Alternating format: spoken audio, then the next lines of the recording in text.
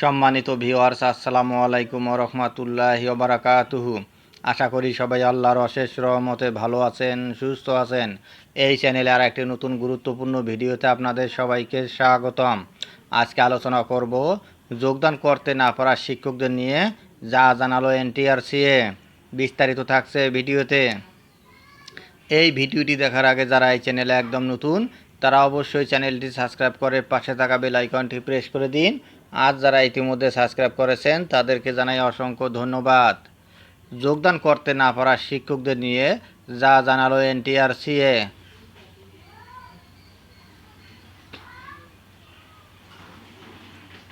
পঞ্চম গণবিজ্ঞপ্তিতে নিয়োগের চূড়ান্ত সুপারিশ পাওয়া প্রার্থীদের যোগদানের সময়সীমা শেষ হয়েছে গত মাসে।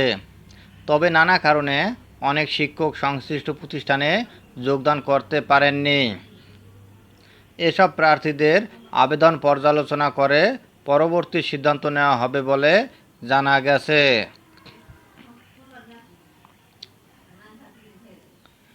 বেসরকারি শিক্ষক নিবন্ধন ও প্রত্যয়ন কর্তৃপক্ষের এনটিআরসিএ একটি সূত্র জানিয়েছে, প্রতিষ্ঠান প্রধানের ভুল চাহিদা, ঘুষ বাণিজ্য সহ নানা কারণে বেশ কিছু শিক্ষক চূড়ান্ত সুপারিশ পাওয়ার পরও যোগদান করতে পারেননি। এ সকল শিক্ষকদের আবেদন পর্যালোচনা করে পুনরায় নিয়োগ সুপারিশ করা হতে পারে। তবে এক্ষেত্রে অবশ্যই প্রার্থীকে প্রয়োজনীয় কাগজপত্র আবেদনের সঙ্গে জমা দিতে হবে।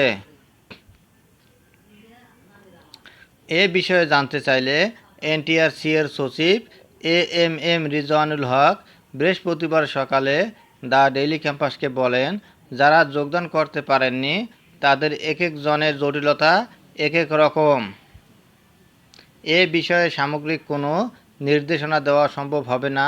সবার আবেদন পর্যালোচনা করে এরপর এ বিষয়ে সিদ্ধান্ত নেওয়া হবে।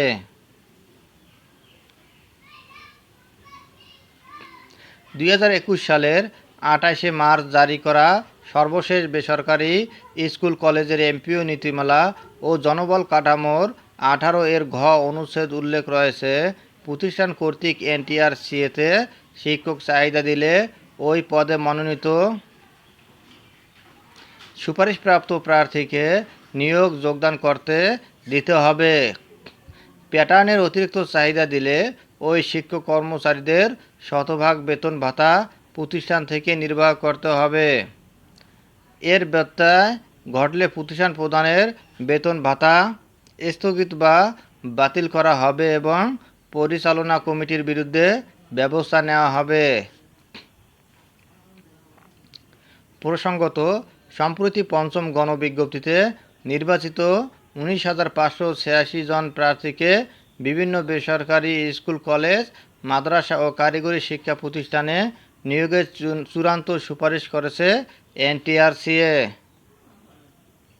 তবে প্রার্থীরা সুপারিশপ্রাপ্ত প্রতিষ্ঠানে যোগদান করতে জটিলতায় পড়ছেন। কোথাও কোথাও ভুল চাহিদা দেয়ায় প্রার্থীরা যোগদান করতে পারছেন না, আবার শূন্য পদ না থাকলেও চাহিদা এনটিআরসিতে পাঠানো হয়েছে। এছাড়া অনেক ক্ষেত্রে ঘুষ দাবি করায় শিক্ষকরা যোগদান করতে পারেননি।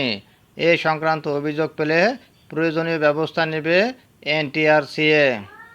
ধন্যবাদ জানিয়ে বিদায় নেওয়ার আগে আবার অনুরোধ জানাই, যদি ভিডিওটা ভালো লাগে এবং সর্বশেষ আপডেট ভিডিও পেতে চান তাহলে অবশ্যই চ্যানেলটি সাবস্ক্রাইব করুন। ধন্যবাদ সবাইকে।